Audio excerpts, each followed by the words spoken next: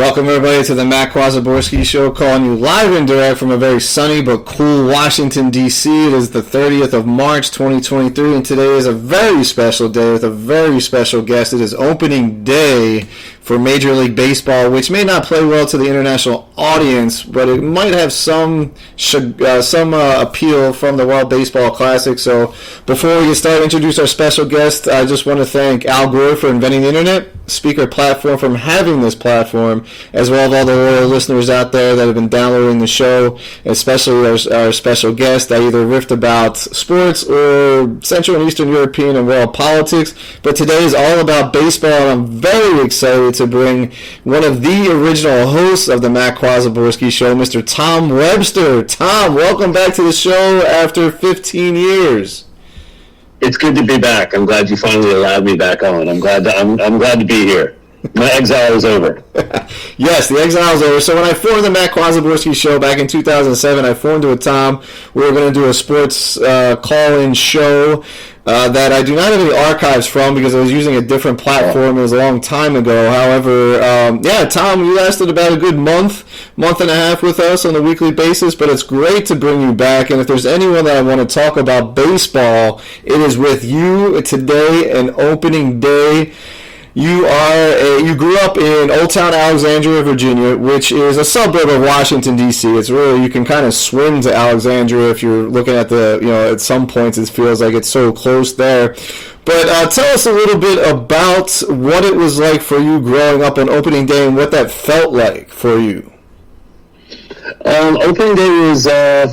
It was always cool in the sense that I was a Yankee fan growing up because they were on TV and so we were able to follow them. I mean, obviously it was a negative in that we didn't have a hometown team. We're very into our hometown sports, at least us as a family. I don't know about the DC area aside from the Skins at the time, but my dad used to be a Boston Braves fan.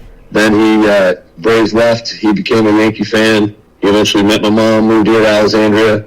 So we didn't have baseball, so we grew up big Yankee fans. And, most of the time as we were kids, they were decent for a while in the 80s. Yeah. And then in the 90s, we kind of hit a snag, and then fortunately got good again. But, yeah, we just always loved, opening day was always trying to figure out where they were going to be on. So it was like hoping, okay, maybe ESPN is going to be covering them.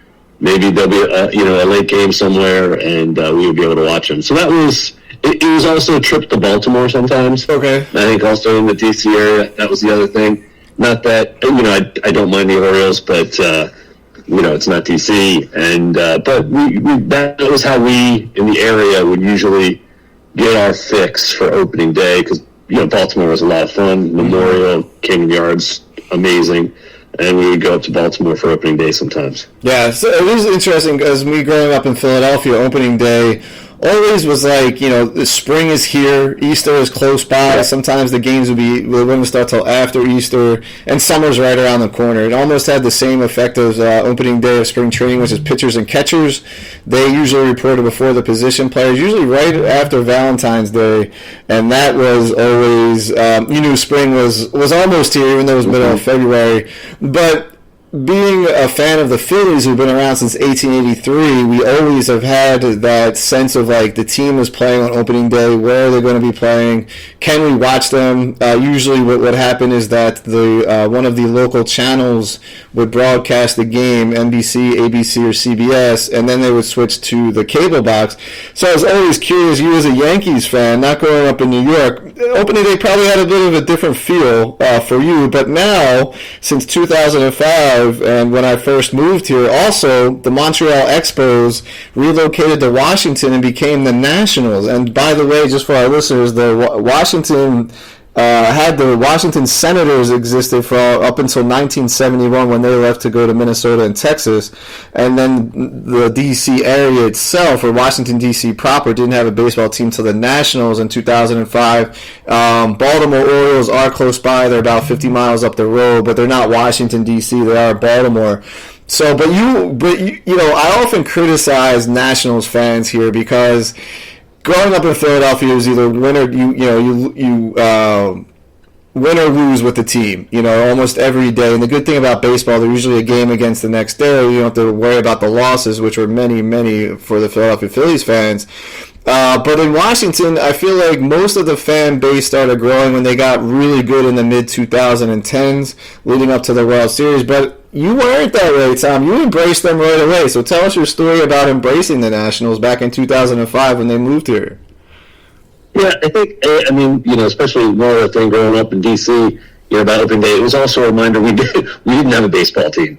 That was the other thing. It was like, everybody else gets to enjoy. We got to go to Baltimore. We got to go to these places. And we didn't have a team. And, we grew up with a lot of family who would say, they went to opening day over at Griffith and RFK and all those different places. So, yeah, it was really, my brother was very involved in what was called Virginians for Baseball, who Bobby, and he was very big baseball fan. He would go to were called Nats Fests. So we had national festivals because the Senators' nickname was the Nats. Okay. And so we would go to these things, every couple of years, and so we kind of stayed plugged into DC baseball in that way, even though they were gone. But my brother was big into Virginians for Baseball. Virginia didn't get the team. DC got the team. We were happy either way. Yep. And, immediately when they got the team, we were, just extremely pumped because, I guess it was, Mayor Anthony, I'm blanking on the last name, but he was the guy who, Mayor who helped get it there, and that was good.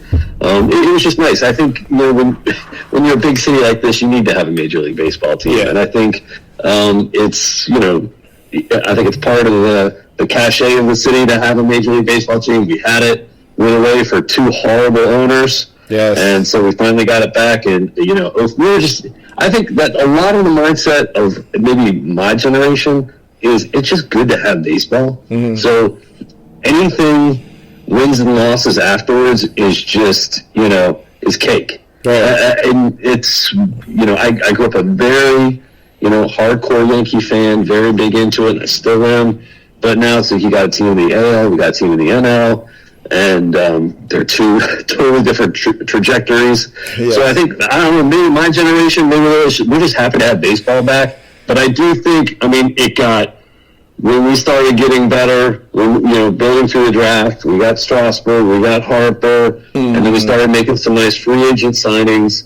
We could argue that about whether Worth was a good free agent signing or not. At least he helped get the team going in that era. And, that's when it really took off. And I think that's where you generationally now have, a good group of Nationals fans. Because that run from, of getting better from, really 2012, I think, was the first playoff season until, 2019 was just absolutely amazing and so much fun. But you were also at the Nationals' first game ever, is that correct? I was. We were at the first regular season Nats game, my brother and I, and your new friend Dave, who we text with on our Philadelphia sports chain. We all drove up to I think it was Citizens Bank Park. It might have had a different name, but it was the new ballpark. Still the same. And we went to the Nats. We went up for the first Nationals game, and so it would be opening day for the Phillies in 2005, and it was surreal. Yeah, so we have evidence that you've been a Nationals fan since day one when they started up in 2005. The first game that they played was in Philadelphia, and then you were also at the very first game here in Washington. That saved probably like a couple days later. Yeah, no, and the thing I remember about Philadelphia, that was the one thing I think the Philly fans too were pretty happy to see DC have a team, and everybody was cool. It was a really fun time. I want to say, I think Termel Sledge had the first home run. That was your Nats little baseball history. He had the first home run. Phillies ended up winning the game. I'm blanking on who was pitching for the Phillies. They had a good pitcher. But anyways, and then a couple days, I guess a week later, then the Arizona Diamondbacks came to town, and we got to see Livan Hernandez pitch opening day at RFK, and they got a win. And that's actually in 2005 were a good team. Yeah. They were, Yeah, I remember that. I remember that season because like I moved to DC for work at that time. Lived with you, Tom. You shacked up with you for a couple of weeks before I got my first real location. I appreciate that. They were very fun and memorable nights that we had together. Yeah, it was a very great introduction to Old Town Virginia and Washington. But no, going out to RFK, it reminded me of going to Veteran Stadium because the Veteran Stadium where the Philadelphia Eagles and the Phillies played growing up was imploded, thankfully. But RFK was another one of those multi-purpose stadiums where at the time the Washington Redskins had played for a long time, as you know. I'm not sure what else they used RFK for, but the Nats had it as their ballpark for the first couple of years. And I remember living in Northwest Washington, D.C., and the ballpark was all the way in Southeast. But there was a bus, the D6, where I would pay $1.25, get on the bus about a mile from where I lived. I would see the entire city of Washington, get right off at the stadium, and buy like $10 tickets.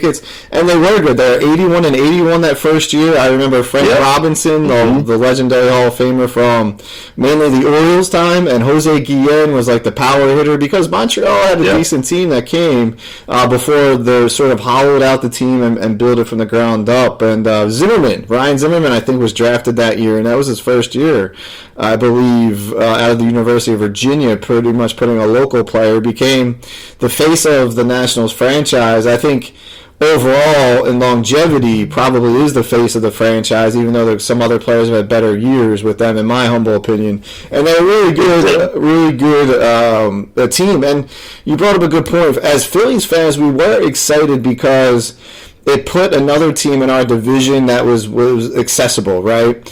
All we had at the time were the Mets. They're okay. We can get to New York pretty easy. But then you had Atlanta, Florida. I don't even know who else was in our division. I think it was before they expanded. So it was really good to have Washington, where it's a simple, 2-3 hour drive on the bus or 2 hours to the train. And it was great to see Washington have a team there. And we spent an opening day together, which was kind of exciting here in Washington.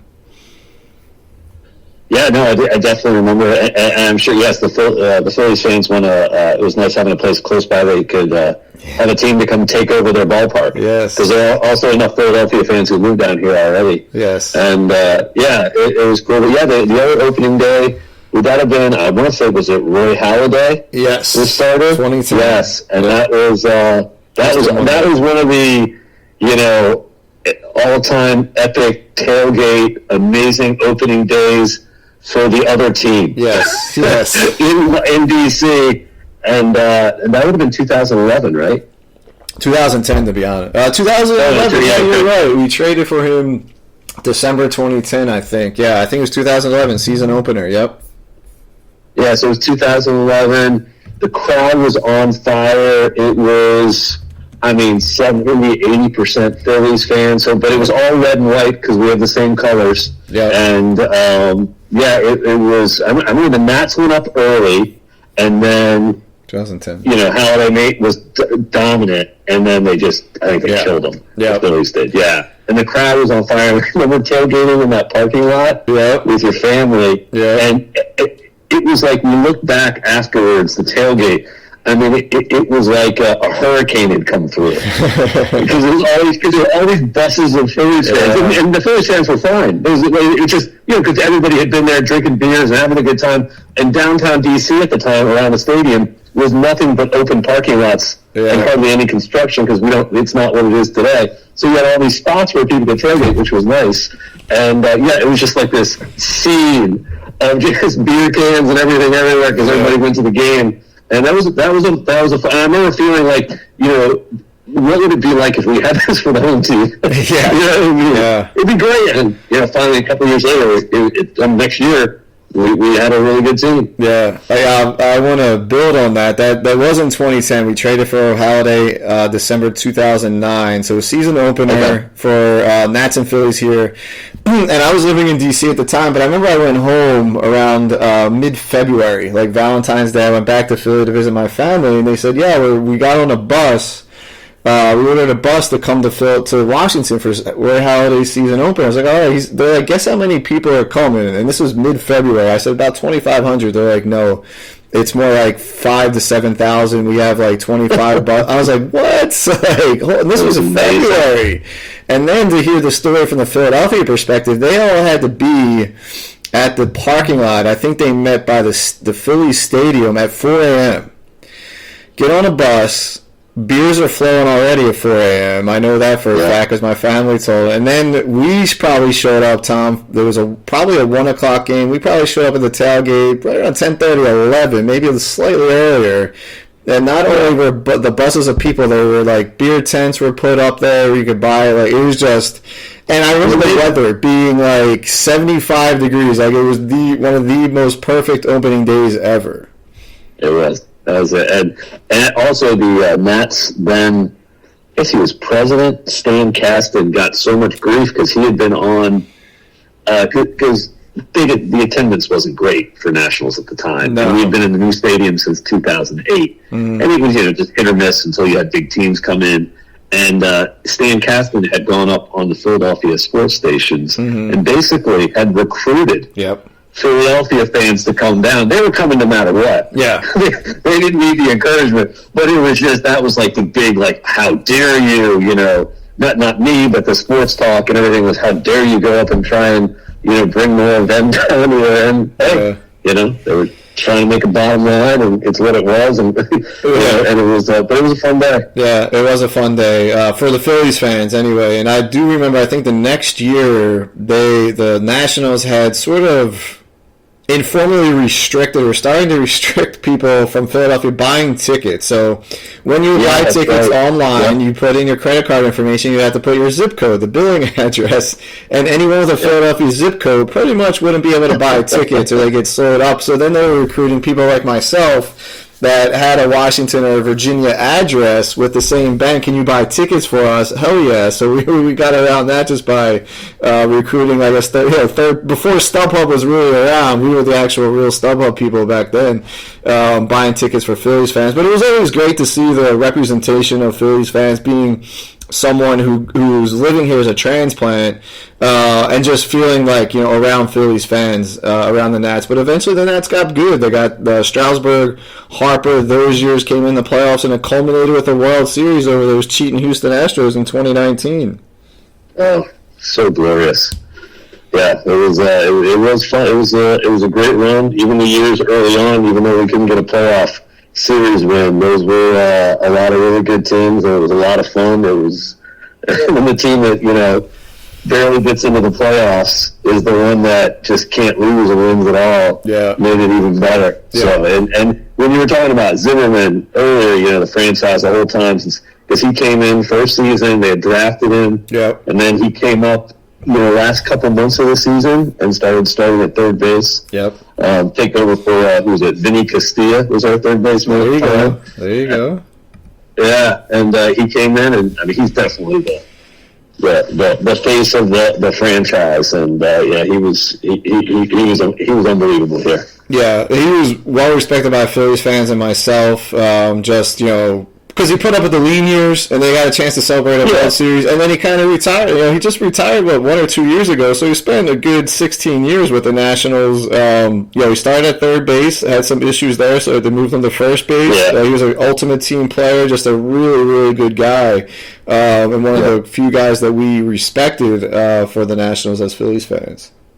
Yeah, he came down with Steve Sax syndrome for a little while, and then they moved him, and he was solid. Yeah, but he was a great at bat, and I mean, when you look at that playoff run in 2019, they were without him. Yeah, it was just big hit after big hit. Exactly, and not that he killed it, but he just when they needed a big hit, he got it. So it was a good time. Yeah. So kind of segue a little bit to the current season 2023. I won't put you through the torture of trying to preview the Washington Nationals.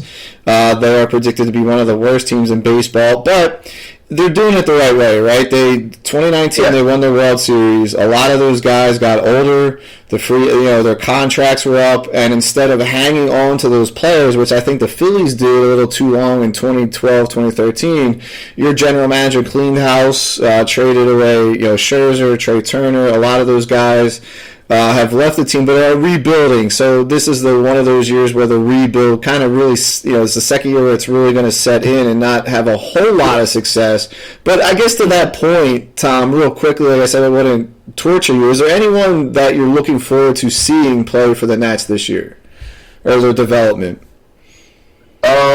Yeah, I think, and just to that, I think I went to the Nats opening preseason game at Nats Park against the Yankees on Tuesday, and seeing there is like and I'd already been to the park last year, several times, but realizing we're not going to have Juan Soto for a whole season. Yeah, this sucks. Yeah, I mean he's such a good player, but he's just such a good guy, and he was so much fun in that 2019 season and in other seasons too. He's just so I think, but I'm fine with the way they did it.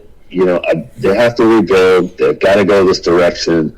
I'm glad they signed Keibert Ruiz to an 8-year deal. Yep. I don't think he's going to light the world on fire, but I think he's a very good player, and it's nice to see. That's our big MO, is we don't sign players long-term when they're young. Yeah. And they always go away. Yeah. Just, look at your roster. I mean, of guys who you have that were young nationals that we don't have anymore. Yeah. And but as for this year, who I'm looking forward to, I guess C.J. Abrams is the shortstop, the young guy, who we got from, and Mackenzie Gore is the starting pitcher. Okay. We got from San Diego in the Soto trade. Mm-hmm. Hopefully they'll be pretty good. I guess, those are probably the big young ones. We have that other guy we drafted, Elijah Green. Yes. We got to see him the other day, but he's going to be in the minors pretty much all year, maybe. But there are some young players. It's the way. It's baseball. At least we've got a team to gripe about. Yeah, and the good thing is, like I said, the Nationals are doing it the right way. They traded away their star players that either were expiring or weren't going to re-sign to get a lot of youth movement, and you're going to hit on a few of them. You're not going to hit all of them. Baseball's a hard thing to present, but you identified Ruiz, like you said, the catcher for the next 7-8 years. He'll be here. Sign him to a team-friendly and a friendly deal for himself.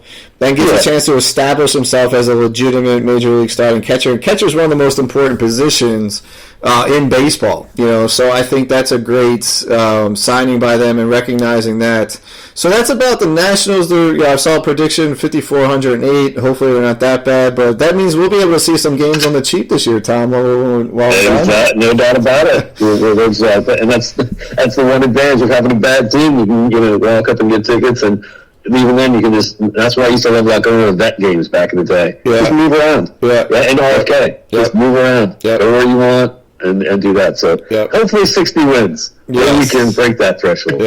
Yeah, so thanks for doing that preview. It's a little torturous, but I do want to say, as I preface the show, where you were one of my original partner on this podcast, and this was 2007, 2008, when both our teams, the Phillies, and at the time for you, the Yankees, they're still your team. I mean, they both had playoff aspirations. The Phillies win the World Series in 2008. The Yankees and Phillies faced off in 2009, with the Yankees winning, being their last World Series. And since probably 2011, I don't think the two of us have had our teams on the same trajectory towards being playoff, not only especially to be playoff contenders, but World Series contenders, with the Phillies kicking off today against the Texas Rangers at 4:05 Eastern Time, and then the Yankees. Tell us a little bit, who are the Yankees playing, and what you're looking forward to with the Yankees. And there's one player in particular I want to discuss as well. Yeah, I think we're 1 o'clock against the Giants. I'm pretty sure we're in the Bronx. Yeah, we would do it for San Francisco. But and I'm excited for this season. I think last year was a fun season too. They were kind of all over the place with some injuries, and they got through. They started off really hot, and then kind of the rest of the season up and down. But obviously we had the whole Aaron Judge 62 home runs. That was absolutely a blast to watch and follow, and he's such a good guy. I think, even if you're a Yankee hater, I think you at least like him and just, enjoy seeing a guy, kind of get that record with, the whole Maris thing and, who was the real home run king. I think that's where I kind of look at it. I'm excited for this season. I'm glad we re-signed Rizzo. Yeah. I'm excited to have him back. Hopefully he's going to be healthy. Love Judge. Hopefully we'll get Harrison Bader back soon. He was a great trade last year. I'm just hoping our rotation's going to be healthy. With Garrett Cole, I mean, we've got. I feel like Severino. You just never know with him. Now he's going to be out for. They said a couple of games, and that usually stretches through a couple of months, and we'll see him later in the season. But hopefully not. We'll see what happens. Yeah. You brought up Aaron Judge. He set the single-season Major League Baseball record of home runs with 63 last year, breaking Yankees' Roger Maris, 61, back in 61. Signed him to this massive contract, and for a while there, it looked like Judge may not come back. I know that both the Padres and the Giants out on the West Coast were hot on his trail. Were you surprised that he came back? I thought he would come back. I think, definitely it got down the road where he potentially might not, because the Yankees really have been, even though their payroll is still humongous, they've definitely tried to constrain themselves in the last, I don't know, is it 8 to 10 seasons? They've really tried to stay under the luxury cap. Yeah. And kind of not, go crazy like they maybe had in the previous seasons. But which is why I don't understand why they signed Stanton to that massive deal. But case for all. I was thinking he would come back. I think he's the guy who, at Yankee fans, we all liked as when he was in the system. We were excited when he was drafted. He had a lot of upside, and he was somebody you want. I mean, I think most fans like to see people come up through the farm system. I think those are the players you're usually closest to. And you like to see their career, and you like to see them signed, which as a Nationals fan, we really don't know much about. Right. But it's so it's fun with him to see him sign for a long-term deal. Is he always healthy? He does have some injury things, but I'm pretty happy about it. He's a pretty epic Yankee now. I mean, he was a big one before. Yeah. Probably since like the 2017 season, he was the man. And the Judge, and so I'm really happy. I really like him a lot. He seems to be just a super guy, and just a great player. And you can tell the Yankee fans in Yankee Stadium, they just absolutely love him. Yeah, I mean, you guys, Judge, you brought up Stanton. We're watching Judge as, to me, he looks like a power forward or like a tight end in the NFL who's just like really good at baseball. He's like 6'7", 6'8", which is huge for a baseball player to be, you don't see that size come along very often and be successful. Randy Johnson was one, but Judge is built like a Mack truck out there. And like you said, he's a really nice guy. Comes out, you bring Stanton back. Hopefully he is healthy for you guys, and you sign Carlos Rondon, the free agent from the Giants, ironically. But I know that he's hurt, and he was a guy that I wish the Phillies would have signed. I got a little greedy last year after the signing of Trey Turner. Rondon is another guy that I wanted. But he chose the Yankees, which means he's not in the NL. Yeah, he's. I'm excited for him. I think they say he's going to be back. He's going to be out maybe towards the end of April. He'll be back, maybe beginning of May. Okay. But they say he's already doing like bullpen sessions. So they're just getting him back. So he should be back. Good. You do have a very intriguing opening day starting shortstop is Christian Volpe. And we talked a little bit on our meeting about him a little bit, but since you're the Yankees fan, it's very odd. It's very not. I won't say odd isn't the right word, but very it's not very heard of, or it's unheard, where a 21-year-old takes over shortstop for the most decorated American sports franchise, not just baseball, American sports and the Yankees, at such a young age with such a rich history. Can you tell us a little bit about this phenom? Yeah, I think the Yankee fan base is extremely pumped for him. I am. I think everybody was watching the video of Aaron Boone breaking it to him about making the team, or showing out, making like he wasn't going to make it, and then now you're on the team. So that was cool. And he's a local guy from New Jersey, so he's from not too far away. Drafted him in 2019, first round pick, and he's starting. Yeah. And very excited. kind of fell off. It was actually he's a decent defensive shortstop last year. Yeah. So I think that was so that he could be the starter over him is a pretty big deal. And also the first, we were talking about it before. He's the youngest player to start for the Yankees since Jeter. Yes. Youngest player to start opening day, since Jeter. And of course, then he was the first Yankee to make the MLB debut as a Yankee for the Yankees on opening day since Hideki. So it's good company. Yeah. I'm definitely excited for him. I know the Yankee fan base is extremely pumped for him. Yeah. And I saw him on Tuesday at Nats Park. He was fantastic defensively, and he got a great. It was a single to left field. So he looked, but he saved at least one run with his defensive. We looked really good. Good. Yeah, I'm sure it's the greatest single you've ever seen a Yankee rookie hit, I'm sure, right, in the preseason. Absolutely. I think Jeter, though, got his I remember that opening day in 96, and I'm almost positive he had a home run in his opening day in 96. Yeah, we're talking about a snowy day in the Bronx. Okay, great memory there, going back to 96. Wow. So we're talking about Christian Volpe, who will be starting at shortstop for the Yankees today. 21-year-old, as Tom mentioned. Why that's so significant is, to me, the greatest player of our generation, it was Derek Jeter. You know, he was the captain. He started, like you said, as the Yankee shortstop, I think in 96, as you mentioned. He retired when, in 18 or 19? Jeter? Yeah, I think it would have been, was it the last year in the stadium? Maybe. No. I'm sorry. I'm mixing my digits. Yeah, I think it was about maybe 18. Yeah. And Derek Jeter, he was just Mr. Yankee, and his ended in 2014. I just looked it up, a year after Rivera. And I think what was interesting about Jeter is that you and I grew up reading about the dynasties of the 50s, the 60s, and they were always the Yankees, right? This is before free agency where players could, easily change teams.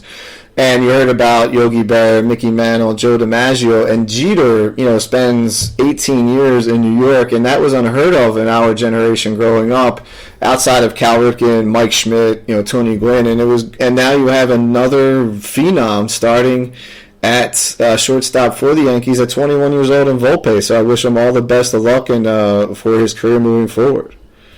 I hope so. We'll see. I mean, we definitely, it's I think a lot of Yankee reporters and stuff are like, hey, let's pump the brakes on him. Let's not draw, but too many comparisons. But hey, it would be nice to see, and hopefully he is. He definitely seems to be a good player. And yeah, when talking about Jeter, I don't even why. Yeah, because I remember he wasn't on that 2017 team, so it was definitely before that with Jeter's retirement. But he was great. I mean, we were lucky to have him, and some of those.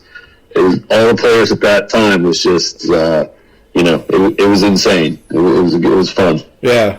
Yeah, it was good to see Jeter kind of back in the public life. He was, when I say that, after he retired, took some time off and then became part of the Miami Marlins ownership for only a short time there, and he resigned as, I guess, the CEO. And now you see him on commercials. He's like, he's doing Subway commercials. I think he has a car commercial out there with his wife and kids. It's good to see him back in the public eye, to be honest.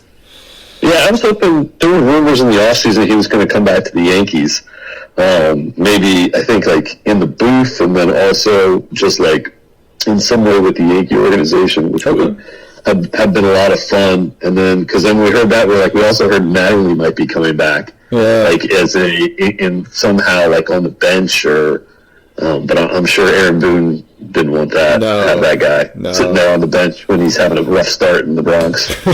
No, and I think I saw Mattingly the other day. He's coaching for the rival, for your rival, the Toronto Blue Jays. He's he's up there. Yeah, kind of interesting. Hopefully one day we'll have him in the Bronx. Yeah, we need him back. Yeah, I mean, he was a successful manager with the Dodgers, and he had success with the Marlins, whatever that may be, because they were in it. Yeah, they were a competent team with not a lot of talent. Yeah.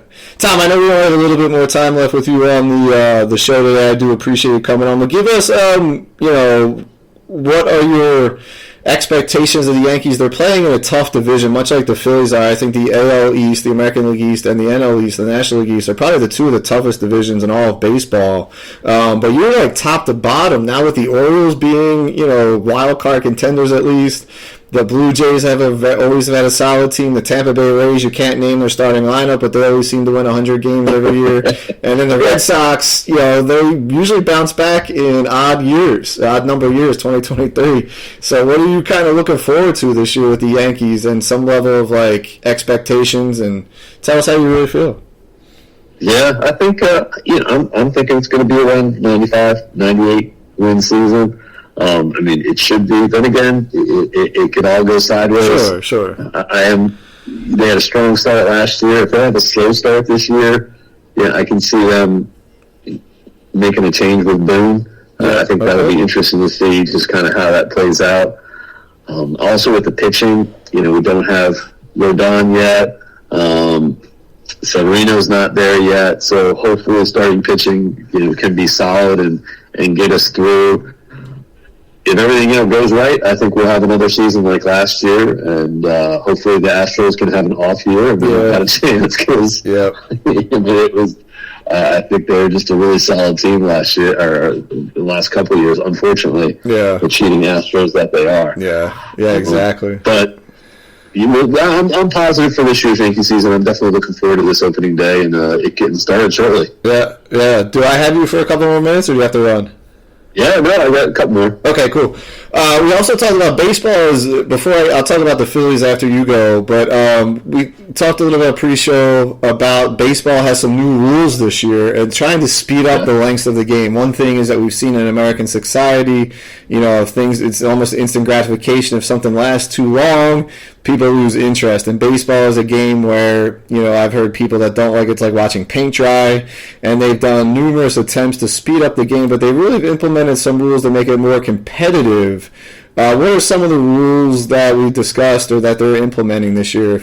And then we can discuss them. I think the biggest one is the pitch clock. Mm-hmm. And what was it? As soon as the pitcher gets the ball, they have 20 seconds. Before, for people listening may not know baseball, a pitcher, once they get the ball, they're the ones that control the pace of the game, and some pitchers take a long time in between throwing the ball or making a pitch, and some of them go really fast.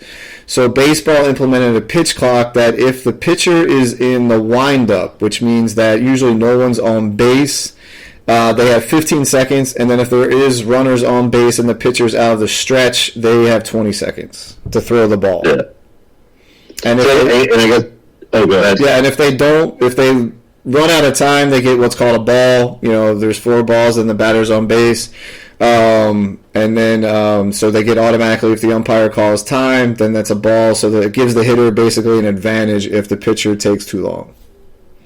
Yeah, I would say right now I like that rule because it's going to speed up the games, and I've gotten older and I can't stay up as late. You also have 3 girls too. I think some younger people will like that as well because the games won't be as long. Yeah. You can have a little bit. You'll know the games can go quicker. However, the greatest expression, in America, and is it ain't over till it's over. Right. So because it just kept going, it was one of the great things about baseball, and some of the greatest moments. I'd hope in the playoffs they back off this maybe a little bit, give the pitcher a little more time. Because I think some of the greatest moments of anticipation of my life are waiting for a pitcher to deliver it to someone who I'm hoping will get a hit or it'll strike someone out. Right. And it's palpable. It's amazing. I mean, that playoff drama in the baseball is so great. So I hope maybe, I don't know, they do it differently, which I know it's not good that you do things differently regular season, postseason, but I think postseason is a little different. Regular season, I absolutely love it though. I think it's a good change. Yeah, I do agree it's a good change. And the hitters have about 8 seconds to get set after the pitcher receives the ball. So when the pitcher's in there, either 15 to 20 seconds, the batter has to be ready for a pitch within 8 seconds. If they're not, they get a strike called on them. So there is a balance of that. And then the pitcher can also step off. I think he can only step off the rubber or the where he pitches from, where if you're not familiar with baseball, a pitcher has to have part of his foot on what's called the rubber on the pitching mound. But if he steps off of that, he can reset. I think the pitchers can only do that once or twice per batter now in order to stop them from using that part of it to delay their pitches. So that will be also interesting. And another part that they implement is the shift. The shift was a controversial defensive placement against certain batters where analytics has really come into play with baseball, and they kind of eliminated the shift for the most part. Yeah, I hope now the Yankees re-signed Jason Giambi as a DH, so he can come back just to hit a little bit without a shift. Yeah, I think I have two feelings about it. Like I think if you should be kind of allowed to shift because you can put your defense where they want. It's a big field. That's part of the strategy of the game. Yeah. That being said, as a fan, when my team's up and hitting, I'm just like, oh, they're just totally negating this really good hitter right now. But then again, hey, why don't you hit opposite field on him? Yeah. Why don't you do something else? And for your viewers who are listening, they're basically just taking away some of your best hitters. Yep. The areas that they go to. But then again, baseball is about strategy. Yeah. Hey, try and send it the other way. Yeah. Overall, I think I'd like to see how it goes. Yeah. And I'm kind of for it to change. Yeah. Just because I had frustration with sometimes the shift happening. I feel like, here we go. Yeah. It's pretty weird. Unless he hits a home run. Yeah. This is going to be a ground ball, double play. We're done here. So I think it's a good try. Yeah. Yeah. The rule is that you can shift a little bit, so a minor shift, but the defense always has to have at least two defenders on each side of second base. So you can no longer pull the third baseman, the shortstop, all the way over. There's no one there. But they have to have, you can kind of move them closer to second base, but two defenders have to be on each side of second base. So it's the first second baseman, shortstop, third baseman, however they want to do it. Other teams were experimenting with like a fourth outfielder like you see in softball to try to beat this new rule in spring training. So that was quite interesting. Tom, it's been a pleasure having you on. I appreciate you jumping on this call with me today, kind of last minute. And hopefully we can do this again. I know that you have some work responsibilities, some family responsibilities, and first pitch to get ready for at 1:00. Sounds good. Yeah, we'll be following it probably on the phone, and maybe watch the rest of it later. Sounds good, man. I really appreciate it. Tom Webster, one of the original hosts of the Matt Kwasiborski podcast. I am going to talk a little bit more, but we're going to let Tom drop off here. Have a great day, Tom. Go Yankees. Beat those Gabe Kapler freaking Giants. I definitely will. Thank you, Matt. Love the show. Thank you, sir. I appreciate all your listening as well. Great work. Take care. Thank you. All right, everybody. Just wanted to talk a little bit longer. It's 42 minutes into the Matt Kwasiborski show. I like to go about 45 minutes to an hour by myself. Going into the Phillies, everyone knows that I'm a huge Philadelphia Phillies fan, a huge baseball fan, and the Phillies are coming off a World Series appearance. Kind of surprising last year when the Phillies, they got off to a rough start. They started off 7 games under 500 or the even level, so they're like 22-29. They weren't hitting. The manager got fired, a manager that I liked. But what I noticed last year is that the Phillies team, the players were not having any fun playing for him. And when the new manager, Rob Thompson, came aboard, the longtime bench coach, used to coach with Tom's Yankees for a long time, became the interim manager, the players started having fun, and we got on a great winning streak there for a long time for the rest of the season, and didn't march into the playoffs because we struggled in September, but got there. And there's nothing like seeing the baseball team do well. It's my first love of sports. It's the sport that I first really embraced growing up when I was a young kid at 9-10 years old. Baseball was my love. I eventually got into football, American football, eventually got into basketball, got into hockey. I was a hockey fan early on as well. But baseball is there's just something about the strategy. It's it's mental and physical. I think you can, baseball players we're always characterized as not always being the best in shape, especially growing up. Now they are. They take care of their bodies a lot more, and the sports sciences play a role into it. But going back to the Phillies, another thing too, growing up as a Phillies fan, we would never sign big name free agents, right? We would sign, second or third tier free agents, or the big free agents would use us as leverage.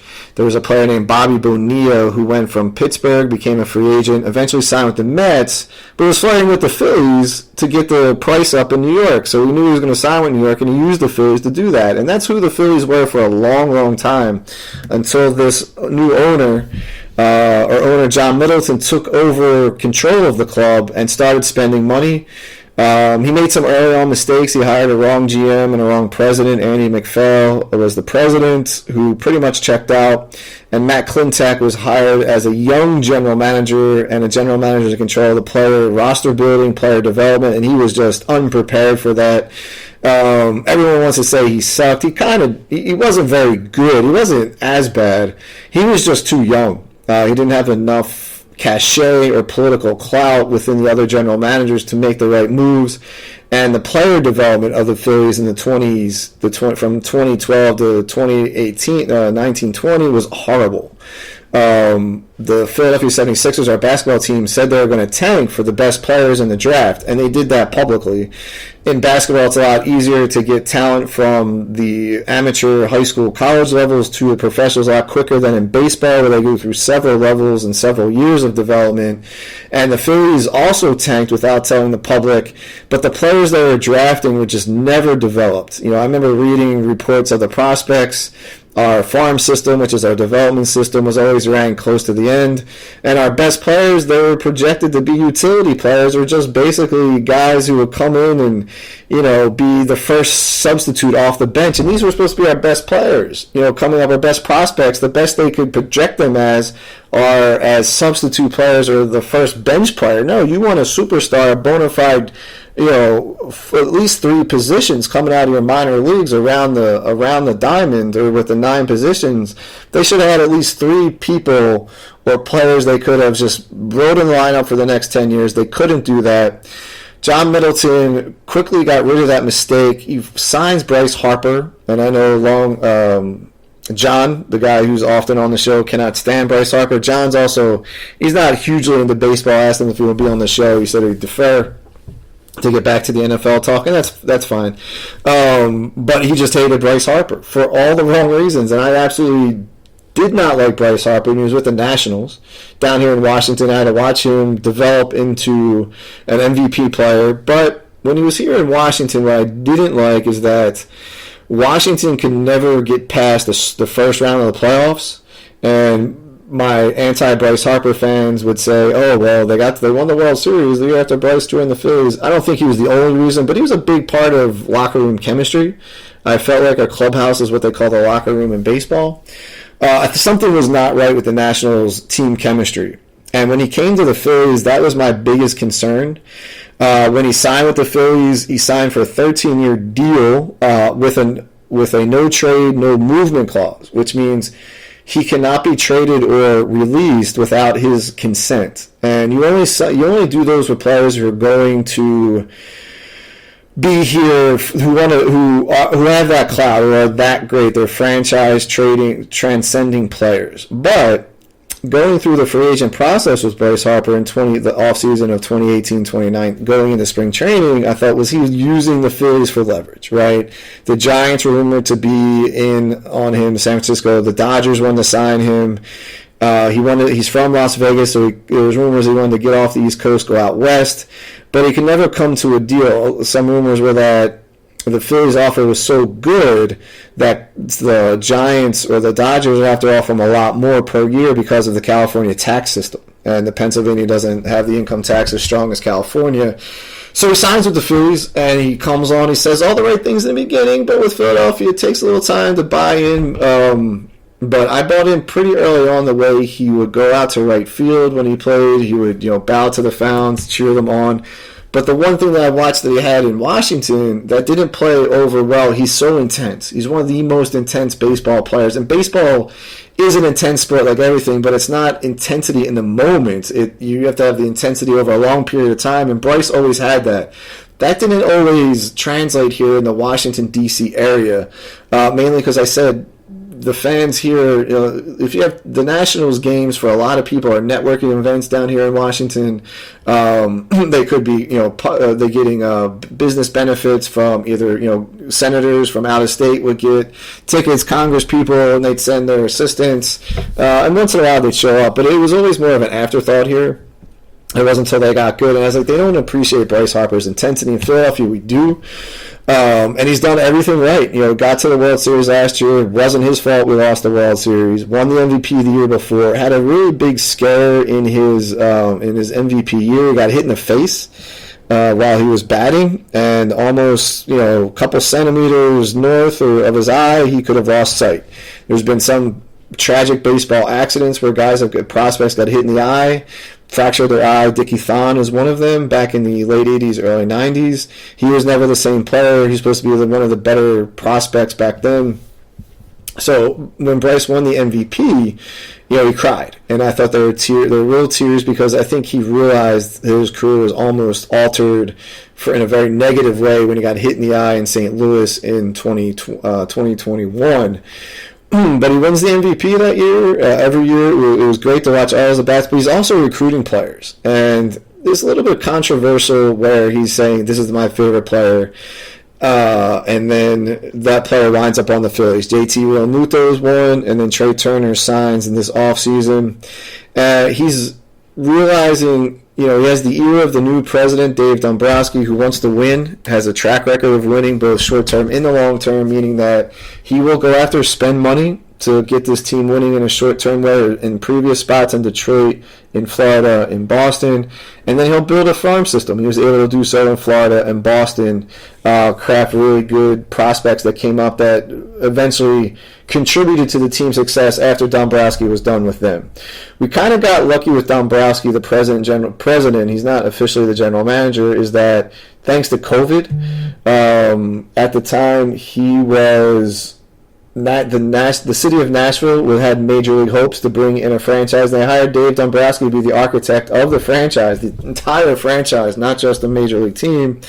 COVID kind of stopped those expansion ideas. The Phillies got him in, and he's been a godsend for us and teaching us how to win in the organization and spreading the culture down to the organization. We've drafted better in the last couple of years. We have some really good pitchers in the pipeline. One who was rumored to be our number 5 starter after 2 years in the minors, unfortunately got hurt right now. But, the farm system's in much better shape. And players are coming to Philadelphia, and we're getting the best free agents wanting to come to Philadelphia. Trey Turner, who, if you watch the World Baseball Classic, was the star for the Americans at the plate and in the field. He was hitting home runs, as a shortstop, which is not a position where you get a lot of home runs hit unless you're in the steroid era. He signed to the field, and he turned down $42 million extra to sign with San Diego. $42 million. It's one thing to leave, $1 million or $5 or maybe even $10, but to leave $42 million on the table to sign with Philadelphia was extraordinary signing by the Phillies. Phillies also went out and they got a good starter in Tijuan Walker, who was a very good starter with the Mets. A guy who's going to come in and he's going to pitch well. He's not going to dominate, but he's going to get his fair share of wins. He's going to take some losses, but he's going to get his fair share of wins. Rebuilt the bullpen, and really looking forward to this year coming off of the World Series. Unfortunately, the Phillies have lost Maurice Hoskins, our great first baseman. I don't think in the field, much like the Phillies have been mediocre, mediocre teams in the last couple of years, and last year, the regular season, the Phillies were a mediocre team, which means very streaky. You get hot streaks where Reese is hitting everything for home runs or getting extra base hits, and then very cold streaks where he's not doing well, the team's not doing well. So I think offensively and defensively, it's a big loss, but it's not insurmountable, as if they lost Bryce Harper for the year or JT Realmuto, the catcher, for the year.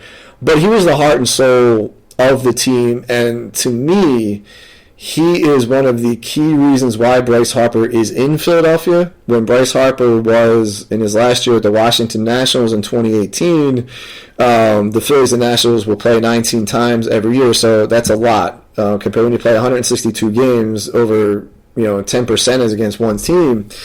Harper and Hoskins were always talking when Harper was on the bases. Harper played right field, Hoskins at first base, so when Harper was at the plate to get on base, they were always talking, kind of mentioning each other. Hoskins would tweet at him a little bit during the season, and it just seemed like he was the catalyst to really get Bryce Harper to come to Philadelphia. So it was a huge loss in terms of locker room presence and leadership. That to me is more insurmountable than coming over what he could do in the field, because I think you can make up for his offensive production.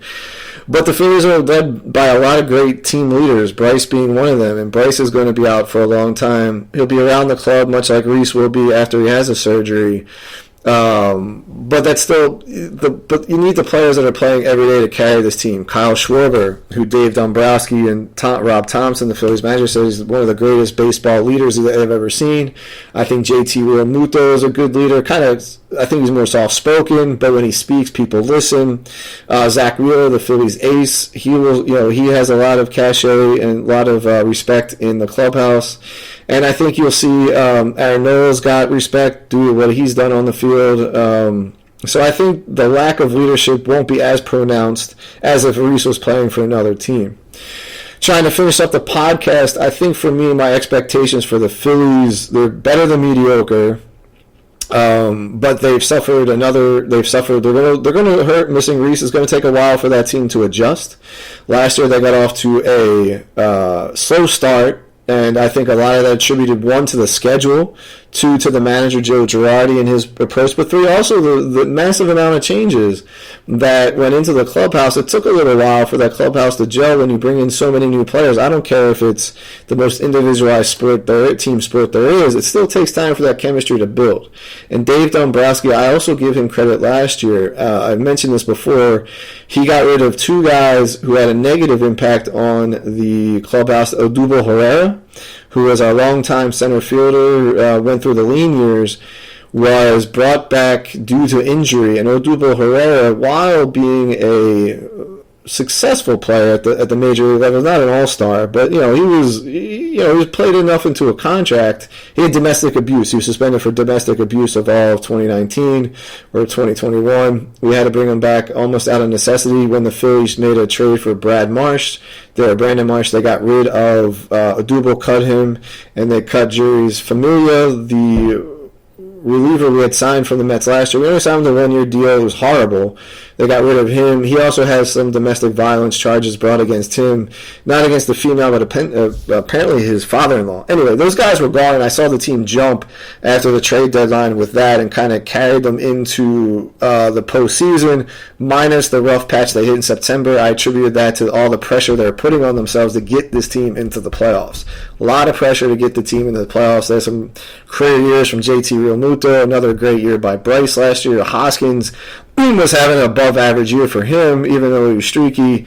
And Schwarber was doing what he does best, hits home runs, can get on base from once in a while, but the team leader. They want to make sure you don't want to lose that momentum.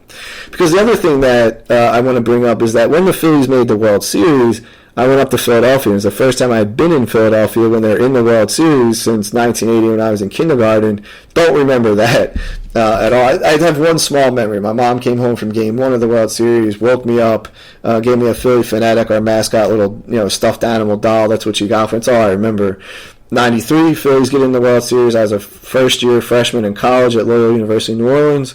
Then it was in 2008. I'm living in Washington, D.C. I got up to come to the parade. And then 2023, I'm here. I was able to go up to Philadelphia because I'm working virtually with a new company, so I could go up there and work from there during the World Series. It was so much fun to be up there, even though we lost. But I also realized that the Phillies only make the World Series. They also made in 2009. I was in D.C. every 15 years or so of my lifetime. 1980, 1993, 2008, 2009, and 2023. So if it's 13 years, I'm going to be pushing close to 60 if on average they make the World Series. So always take advantage when your team is doing extremely well. I mentioned this last year during my Phillies podcast, but also the Eagles podcast when they make the Super Bowl. They don't make the Super Bowl very often. No matter how great we think the team is going to be, much like the Phillies this year, you just don't know how the season's going to play out. But it is opening day. It should be a national holiday. Take a half a day from work, go home, watch the game. We talked about with Tom with the new rule changes, Washington Nationals building a fan base here in Washington. And one tradition I want to mention that baseball got rid of years ago, which I don't agree with, being the age that I am, is that the oldest team in baseball is the Cincinnati Reds. They have been playing major league. They've been playing organized baseball professionally since 1869. They're the oldest team, and Major League Baseball, no matter how good the Reds were the previous year, always had the right to throw the first pitch of the season. So what that means is that opening day usually was always a Monday growing up, or maybe a Tuesday, but usually they started on Monday. And at 12:05 Cincinnati time, the Cincinnati Reds starter, whoever it was, would throw the first pitch. And then as soon as that first pitch was thrown, the rest of the games that were scheduled for 12:05 started at maybe 12:06 or 12:07. And, cables would go out before the internet, before phone calls were made. The Reds made the first pitch. Then you could start the season. And baseball, unfortunately, gave into the effects of TV ratings, I want to say. And, they started putting the World Series champion playing Sunday night baseball, which that could have been the Red Sox who were playing in Boston, and it could have been 32 degrees or 0 degrees if you're a fan of Celsius. That wasn't a lot of fun. And now they've come back to sort of day baseball opening up. No, the World Series team that won doesn't get to be the first team that plays like they did with Sunday Night Baseball. But they should let Cincinnati be the first pitch of the game. They should have carried that tradition over. That is a fantastic tradition that they got rid of. Unfortunately, even though the Reds aren't going to be very good. We talked about how bad the Nats are. The Reds could be even worse than the Nats this year, but it doesn't matter. The Red starting pitcher should have the right to throw out the first pitch, and I miss that tradition. Overall, though, very excited for baseball season. 4:05 East Coast time is the Phillies' first pitch. They're playing down in Texas. And the Rangers will play against their starters. Going to be Jacob deGrom, the longtime New York Met who left New York, signed a 5-year, $185 million guaranteed contract with the Texas Rangers, who again overpaid for older players, and especially with injury history. I've had Dave Rizzo on the show, who shout out to Dave in his opening day. He didn't get a chance to go to the real opening day in Miami this year, where the Mets are playing, but he'll be in Shea Stadium eventually when the Mets open up the season. But he didn't want deGrom coming back. He's like, he's not worth that money anymore. He can barely pitch past the 6th inning. If you're paying someone that much money, you want them to be dominant every time they start the ball every 5th day, which is when the starters pitch in baseball. So, but it's had success against the Phillies, so we'll see. It's exciting for Rangers fans, I'm sure. And it's kind of an odd way for the Phillies to start against the Texas Rangers in Texas. Last year, our opening day was a little bit later in the year, it was like April 8th or 9th due to the lockout, and the Phillies played the Oakland A's in Philly last year. I remember being in an airport watching the game, and Kyle Schwarber hit a home run his first at bat. So expecting maybe not the same result, but going to be a lot of fun. Baseball will carry us through until hopefully through October for the Phillies. For Tom's Yankees, maybe, who knows? Maybe Tom and I will have our teams in the World Series in a repeat of 2009. Appreciate everyone watching. Didn't have music in the beginning of the show. We'll try to end the music with my new song that's going to carry us out for right now. So let's listen to that before I give our final words of encouragement.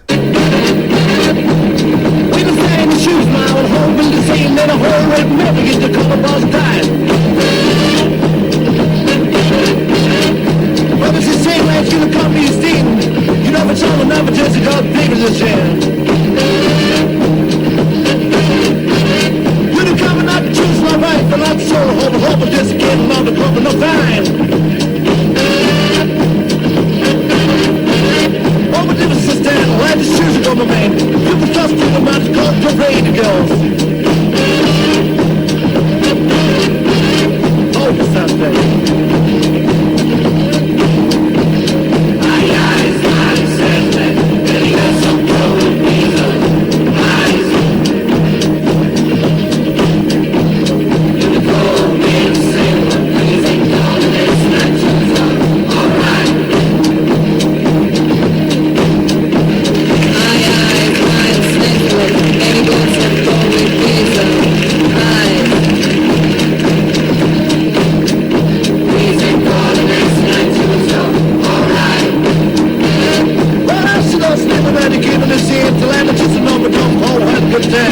ways to go. We can see him in the sun when the shoes are coming from. There's 200 cars on the floor, all the kinds of things. All right, it's been the Matt Kwasiborski Show. The 1972-1973 Italian song by Adriano Celentano. I became familiar with the song about a month ago, and I think it will be the new sports theme song. It has nothing to do with sports. It's an Italian song about, throws in a few English words in there, but the beat is very catchy, and the theory behind the song is that back, Italians would hook onto anything that had to do with America or American English, so they would throw some words in there, but the rest is all some gibberish Italian words into it, but the beat is really, really catchy. Opening day, everybody. Happy opening day. Let's go Phillies. Let's ring that bell. Remember to inspire the inspiration. Do not wait for the inspiration to inspire you. Thanks again to Tom Webster jumping on the call. Have a wonderful, wonderful day and weekend, everybody.